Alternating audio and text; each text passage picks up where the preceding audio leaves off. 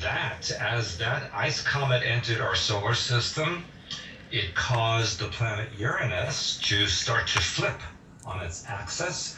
It's the only known planet anywhere that instead of going west to east in its spin, actually goes north to south because it was knocked off of its axis. The ice comet then continued towards the center of the solar system, where it, between the gravitational pull of Jupiter, the ice comet, and the sun, it caused Maldek to explode, which is why we have an asteroid belt between Mars and Jupiter. As it continued, it pulled the oceans and atmosphere off of Mars, which is why it has a thin atmosphere now.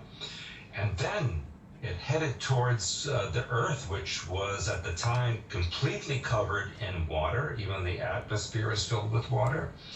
And the ice comet and the Earth went into a rotation around each other, which caused the oceans on the Earth to polarize and freeze, which is why we have the ice caps. And land appeared, which became Lemuria and Atlantis. And then the Earth was pushed from the second position around the sun to the third position, where we are now. And the ice comet took up the second position around the sun. And then the ice, because of the light refraction from the sun, started to melt and caused cloud cover. And that became the planet Venus that we know now, which is why it's covered in clouds. Yeah, and then a little bit later on, when I say little bit, I'm talking centuries, the reptilians drove a vehicle back into this solar system to colonize the Earth and parked it in orbit around the Earth, and that is the moon that we have now, which is actually an artificial object, which is why only one side faces the Earth at any time. It does not spin like a natural object. It only acts as a parked vehicle, which it is. And that's why we only have a light side and a dark side of the moon. And from there, they colonized the largest continent, which we now know as Lemuria. Weird. So Lemuria and Atlantis, this is a story, we've heard in myths and legends for a long time. A lot of people hope that there's truth to it, and apparently there is. But is that where Earth comes into play, these two land masses, Lemuria and Atlantis?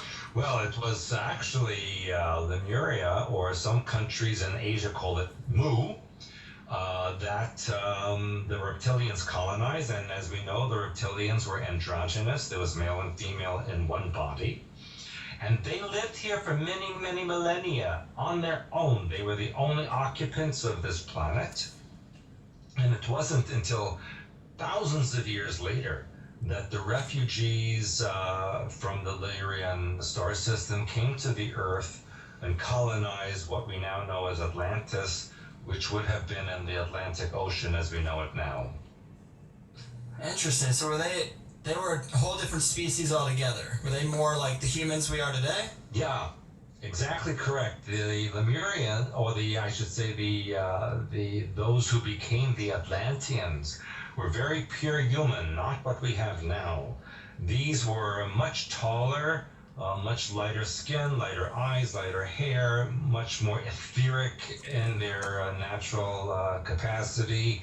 But of course, when you have a mammalian species and a reptilian species, they don't really belong in the same environment.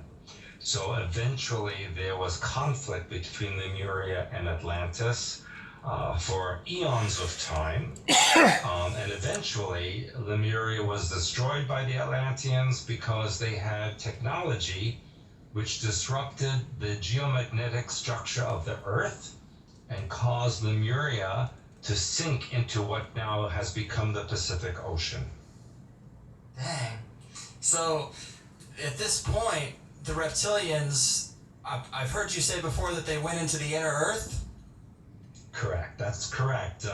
What people don't understand is that in planetary science, which I have outlined in my book, Blue Blood, True Blood, the Earth and planets like it, Mars, Venus, etc.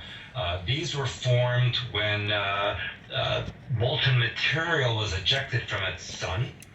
And as the molten material spun in the coldness of space, the centrifugal force forced the hot magma or liquid within the ejection to harden on the outside into a global shape. And inside, the same thing happened, except that the molten material started to push because of the speed and centrifugal force to the sides, and the extra material was forced through holes that opened up in what became the North and South Pole. And then the interior also hardened because of the coldness of space. So what we have is an outer mantle and an inner mantle, and in between is this molten material, which is magma that we know of now. And then the continental platforms formed on top of this. And it's same as above, so below. So we have a hollow space inside the planet. We have an area of space between the inner mantle and the outer mantle. And there are tunnel systems and caverns that have opened and formed in between. And there are many, many civilizations both in the inside of this planet as well as in the mantle between the inner and outer sections of the planet. That is awesome. And that's actually how I discovered your work, was looking into the Hollow Earth, because that's one of my favorite mysteries and possibilities. And I guess the way you describe it, it's almost like the Earth is a round lava Oreo with like a middle part of lava and then two hard outside edges. Is that kind of accurate? Yes, but in the very center, where conventional science says is the molten core, actually is molten material left over from this formation of the planet. So in effect, we have an inner Earth sun, which is just really molten material that's glowing hot. So in the inner Earth, it's always light. Now, I just recently, last month, did some work in Japan. And there I met a scientist from the physics department of Tokyo University, which is considered very elite. And he personally told me that this information is known, and they had verified it at Tokyo University, and they know that it's true, but they're not allowed to reveal this to the public because it would undermine science and biology and everything else that we know in modern science.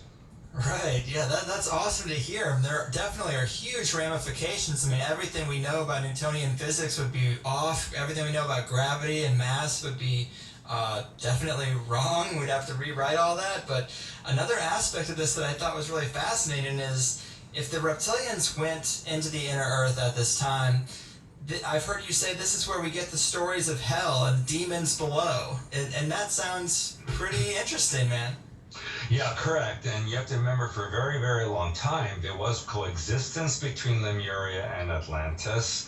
Not that it was peaceful. There was a lot of war between them. And in fact, the Indian Vedas, the very ancient documents that talk about history from eons of time ago, they talk about the Vimana craft that were able to fly in the sky, and they talk about weapons that were lances that caused mushroom clouds. So it talks about nuclear war between Lemuria and Atlantis, and eventually the Lemurians were destroyed.